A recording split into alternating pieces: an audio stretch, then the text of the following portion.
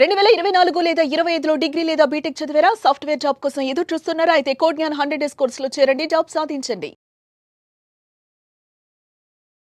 Welcome to Suman TV. నేను మీ Suman TV. ఇంటర్నెట్లో ఫోటోలు ఎడిట్ చేసి వైరల్ చేస్తుంటే లీగల్గా ఎలాంటి శిక్షలు ఉండేటువంటి అవకాశం ఉంది అనేది ఈరోజు మనతో పాటు హైకోర్టు అడ్వకేట్ అలగర్ రవీంద్రనాథ్ గారు ఉన్నారు. అది వారి మాట్లాడి తెలుసుకుందాం. Hello sir. హాయ్ అండి నాగరాజ్ గారు. నెట్లో నుంచి తీసుకున్నటువంటి ఫోటోలు ఏవైతే ఉంటాయో వాటిని మార్ఫింగ్ చేసి ఎడిట్ చేసి అంటే వాళ్ళకి నచ్చినట్లుగా చిత్రీకరించి కొంత అయితే అంటే కొన్ని ఇమేజెస్ అయితే అశ్లీలతకు గురవుతూ ఉంటాయి. అసలు ఎందుకంత దారుణమైనటువంటి పరిస్థితికి తీసుకొని వెళ్తారు అనేది కూడా అర్థం కాదు. మానసికంగా అదొక టార్చర్ సార్. అసలు వేరే వాళ్ళకైతే ఎస్పెషల్లీ అమ్మాయిలకైతే ఇంక చెప్పాల్సినటువంటి పనే లేదు.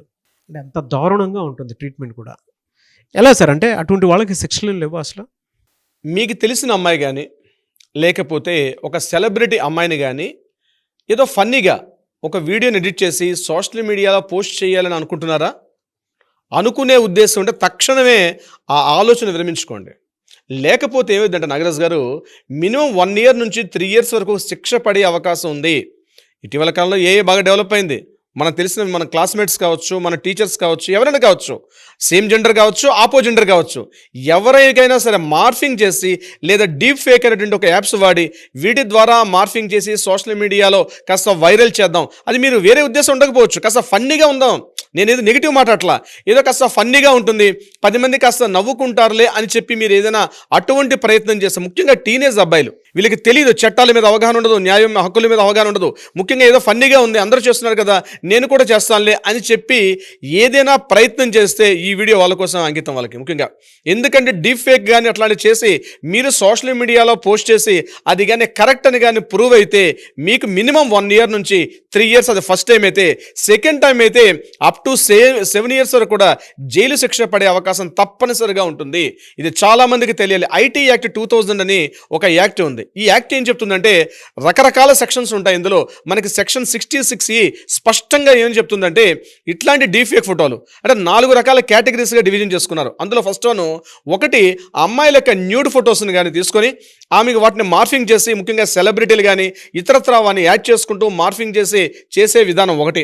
రెండవది, మీరు ఎవరినైనా మోసగించాలనే ఉద్దేశంతో ఆ ఇమేజెస్ని మార్చి సోషల్ మీడియాలో పోస్ట్ చేసిన. నాలుగవది, ఫన్నీగా వీడియోస్ ఏదైనా చేసిన, ఫన్నీగా ఆ మార్ఫింగ్ చేసిన. నాలుగవది, డీప్ ఫేక్ అన్నటువంటి అంటారు. అంటే ఏంటి, కంప్లీట్గా నిజంగా ఉన్నట్టే భ్రమ ఉంటుంది ఆ డీప్ ఫేక్ వీడియోస్లో.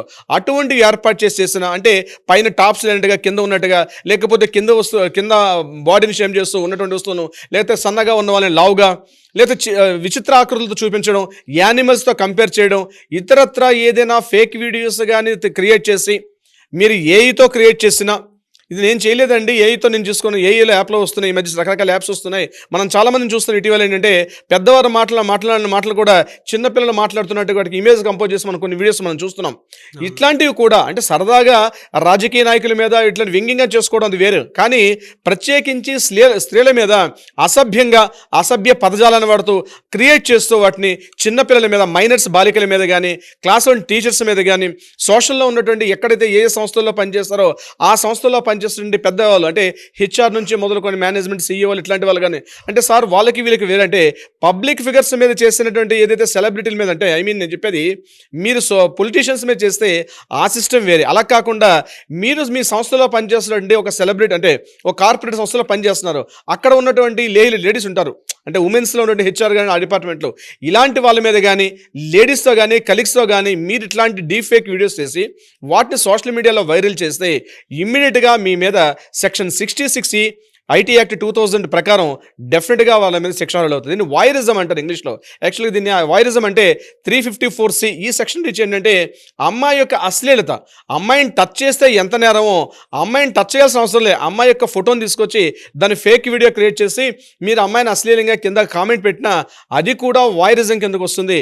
చాలా ప్రమాదకరమైన సంకేతాలు ఇస్తాయి. ముఖ్యంగా ఈ సీసీటీవీ ఫుటేజ్లో కానీ అమ్మాయి యొక్క ఫోటోస్ తీసుకోవడం, ఆమెకు అనుమతి లేకుండా ఆమె యొక్క ఫోటోలు తీయడం, ఆమె యొక్క ప్రొఫైల్లోకి మీరు ఎంటర్ అయిపోయి ఆమె ఫొటోస్ని మీరు డౌన్లోడ్ చేసుకొని ఆ ఫోటోల్ని మీరు మార్ఫింగ్ చేసి సోషల్ మీడియాలో ఆమెను డిగ్రేడ్ చేస్తూ అశ్లీలంగా అసభ్యంగా కానీ చేసినట్లయితే వీటిని పూర్తిగా చట్టరీత్యా వీళ్ళకి కఠిన శిక్షలు పడే అవకాశం ఉంటుంది.